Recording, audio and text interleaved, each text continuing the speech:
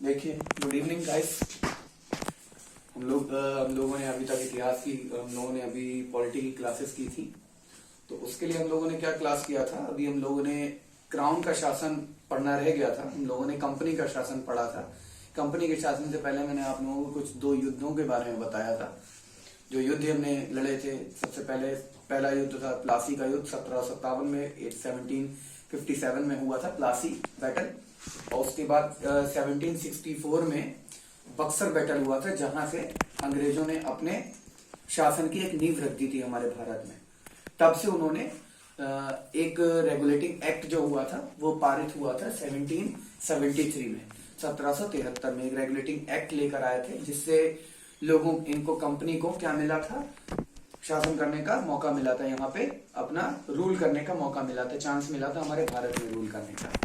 ठीक है, तो अब हम लोगों ने अभी तक हम लोगों ने कंपनी के शासन पढ़ा था। कंपनी के शासन में हम लोगों ने कौन कौन से लॉ पढ़े थे, हम लोगों ने पढ़ा था 1773 का, 1784 का, उसके बाद 1792 का, उसके बाद हम लोगों ने पढ़ा था 1813 का, फिर 1833 का पढ़ा था हम लोगों ने, और लास्ट में हम लोगों ने पढ़ा था 1853 का। ये टोटल मिला के हमने इतने लॉज पढ़े थे। ठीक है, इतने एक्ट पढ़े थे हमने टोटल। अब इसके बाद हमारा स्टार्ट होता है क्राउन का शासन। क्राउन मतलब ब्रिटिश क्राउन। अब क्या हुआ था, 1857 की क्रांति हुई थी। 1857 की एक क्रांति हुई थी जिसमें हमारे इंडियंस ने अंग्रेजों को पछाड़ा था, बहुत परेशान भी किया था, और बहुत मारकाट मची थी। आप जानते हैं उस चीज के बारे में। 1857 की क्रांति जो है सैनिक विद्रोह भी कहलाता है, वो फर्स्ट बैटल भी कहलाता है।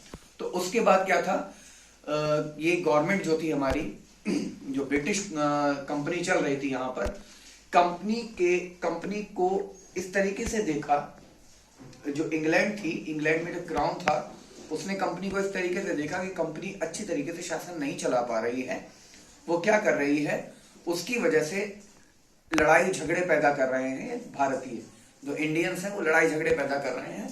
तो फिर क्राउन ने क्या किया, महारानी विक्टोरिया जो थी, उन्होंने क्या किया, क्राउन का शासन वहां पर बना लिया, कंपनी से सारे अधिकार छीन लिए, और सारी चीजें डायरेक्ट किसके पास चली गई, महारानी विक्टोरिया के पास, जो इंग्लैंड में थी। ठीक है, तो इंग्लैंड में जो महारानी विक्टोरिया बैठती थी, उनके पास सारी शासन, जितना भी रूल था, वो सब कौन रूल करने लगा था, अब क्राउन करने लगा था। तो ये सारे हम लोगों ने एक्ट पढ़े थे। अब हम लोग पढ़ेंगे एक्ट्स। इसमें कुछ एक्ट हैं आप लोगों के। क्राउन का शासन, ये कंपनी का शासन था, कंपनी रूल हम लोगों ने पढ़ा था, कंपनी रूल। इसमें हम लोगों ने इतने लॉज इतने एक्ट पढ़े थे। अब हम लोग पढ़ेंगे क्राउन रूल। क्राउन रूल, ठीक है, ताज का शासन बोलते हैं इसको, हिंदी में ताज का शासन, और इसको बोलते हैं हम कंपनी का शासन। कंपनी का शासन, ब्रिटिश ईस्ट इंडिया कंपनी का शासन, और ये क्राउन का शासन होता है, ताज का शासन होता है। इसमें हम लोग सबसे पहले पढ़ेंगे 1858 का, जो तुरंत ही हमारे 1857 की जो हमारी रिवोल्यूशन हुई थी, क्रांति हुई थी, उसके जस्ट बाद महारानी विक्टोरिया ने एक चार्टर एक्ट, एक एक्ट पारित किया था 1858 में, जिसमें कई प्रावधान थे, वो हम लोग सारे पढ़ेंगे इसमें। ठीक है, उसके बाद 1861 का, इसमें भी कई चीजें क्या हुआ था, बहुत सारे भारतीय जो थे, हमारे इंडियंस जो थे, उनको प्रॉब्लम हो रही थी। तो 57 में जो क्रांति हुई थी, उससे महारानी विक्टोरिया को क्या लगा कि अब अगर हम भारतीयों को अपनी कंपनी में, अपनी जो हम लोग शासन कर रहे हैं उसमें, हम अपने रूल में शामिल नहीं करेंगे, तो ये इस तरीके का विद्रोह दोबारा होगा, इस तरीके की लड़ाई झगड़ा दोबारा होगा। तो उन्होंने 1861 में भारतीयों की, इंडियंस की भर्ती करना शुरू कर दिया था। किस पे भर्ती करना शुरू कर रहा था, अभी गैर सरकारी, मतलब नॉन गवर्नमेंट जो भी वर्क होते थे, नॉन गवर्नमेंट वर्क, उसमें इन्होंने शामिल करना शुरू कर दिया था। इसके बाद आप लोगों का आता है 1892 का। इसमें ज्यादा प्रावधान नहीं है, इसमें ज्यादा कुछ नहीं है, इसमें क्या है, छोटी मोटी चीजें हैं, वो हम लोग पढ़ेंगे अभी। इसके बाद आता है आपका 1909, ये बहुत इंपॉर्टेंट है। इसके बाद जितने भी एक्ट है ये बहुत इंपॉर्टेंट एक्ट है। ये आपके इतिहास के, हिस्ट्री के नजरिए से भी बहुत इंपॉर्टेंट है और आपके पॉलिटी के नजरिए से भी बहुत इंपॉर्टेंट है। इनसे क्वेश्चंस बहुत पूछे जाते हैं। एक आपका ये होता है 1909 एक्ट को, इसको मार्लेमेंटो एक्ट भी बोलते हैं, इसको मार्लेमेंटो एड भी बोलते हैं। उसके बाद आता है 1919 का एक्ट, इसको मॉन्टेग्यू चेम्सफोर्ड एक्ट भी बोलते हैं। क्या बोलते हैं? Montagu Chelmsford. ठीक है। उसके बाद आता है आपका 1935 का। इससे पहले 1935 से पहले 1927 में एक साइमन कमीशन आया था हमारे भारत में, उसके बारे में भी हम लोग थोड़ा सा पढ़ेंगे, उसके बाद हम इस पर आएंगे। ठीक है। उसके बाद आता है आपका 1947 जिसको हम स्वतंत्रता अधिनियम बोलते हैं। स्वतंत्रता अधिनियम, ठीक है, मतलब इंडिपेंडेंस एक्ट 1947।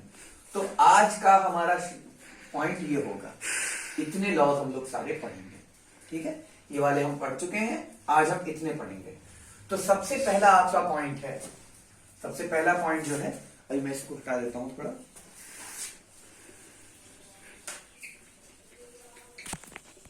ये हम लोग पढ़ेंगे 1858 एक्ट ऑफ 1858। एक्ट ऑफ 1858 ये कब लागू हुआ था? सबसे पहला इसको अच्छी सरकार मतलब गुड गवर्नेंस एक्ट भी बोलते हैं। इसको क्या बोलते हैं? गुड गवर्नेंस एक्ट भी बोलते हैं इसको। It is also called good governance act, मतलब अच्छी सरकार का नियम। अच्छी सरकार का नियम भी इसको बोलते हैं। क्यों? क्योंकि इसने क्या किया था? दूसरा पॉइंट क्या था? इन्होंने कंपनी के शासन को खत्म कर दिया था। Finish the rule of company, rule of company. Company के रूल को फिनिश कर दिया था और क्या स्टार्ट किया है? एंड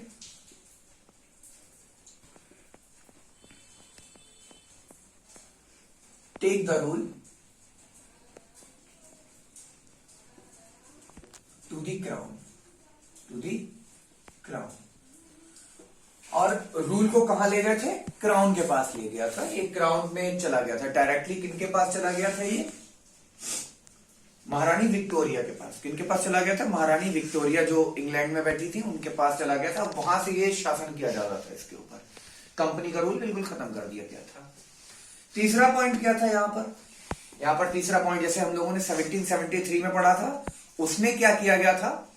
बंगाल के गवर्नर को क्या बोला जाने लगा था? बंगाल का गवर्नर जनरल। बंगाल के गवर्नर को क्या बोलने लगे थे? बंगाल का गवर्नर जनरल। लेकिन उसके बाद हम लोगों ने 1883 का पढ़ा था, उसमें क्या था? बंगाल के गवर्नर जनरल को पूरे भारत का गवर्नर जनरल बोला जाने लगा था। क्यों ऐसा हुआ था? क्योंकि 1703 में क्या था? जो बंगाल का गवर्नर जनरल था उसके अंडर में बंगाल प्रेसिडेंसी और मद्रास प्रेसिडेंसी दोनों का वर्किंग मोड किसके अंडर में आ गया था? बंगाल के गवर्नर जनरल के अंडर में।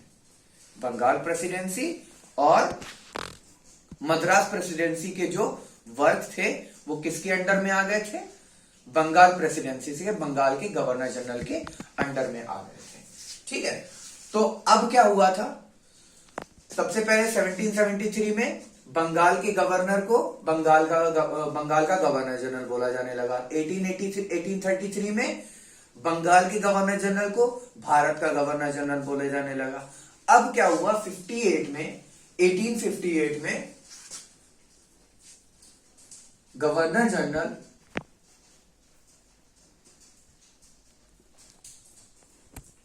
Of India became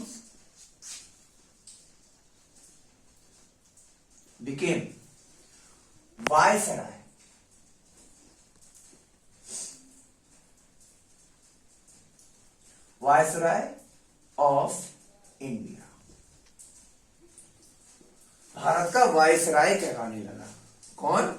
governor general of India अब किस में बदल गया? Viceroy of India.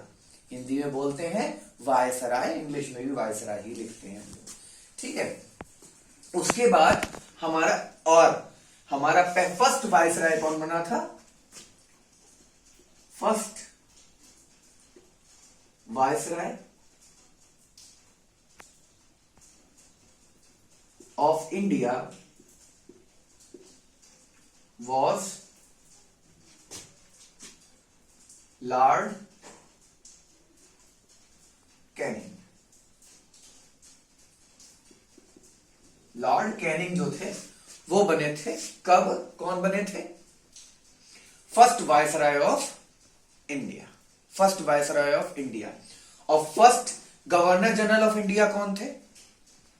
First governor general of India Lord William Bentinck. कौन थे? लॉर्ड विलियम बेंटिक हमारे गवर्नर जनरल थे इंडिया के फर्स्ट। और बंगाल का फर्स्ट गवर्नर जनरल कौन था? William Bentinck. कौन था? विलियम बेंटिक, वो थे। ठीक है, इसके बाद आपका फोर्थ पॉइंट क्या था इसका? 1858 में 1858 में बहुत से बदलाव किए गए थे, बहुत सी ऐसी चीजें थी इसमें बदलाव किए गए थे। इसमें क्या किया गया था? द्वैध शासन को समाप्त कर दिया, डायआर्की लॉ को खत्म कर दिया गया था। Dyarchy finished. डायआर्की आप जानते हैं, डायआर्की होता है द्वैध शासन, दो तरीके का शासन चलाया जाता है, वो शासन यहां पर खत्म कर दिया गया था। ठीक है, ये इसके मेन पॉइंट थे। इसके मेन पॉइंट यहां से स्टार्ट हुए थे, इसमें मेन पॉइंट थे इसके। उसके बाद हम लोग पढ़ते हैं एक्ट ऑफ 1861। एक्ट ऑफ 1861 का एक्ट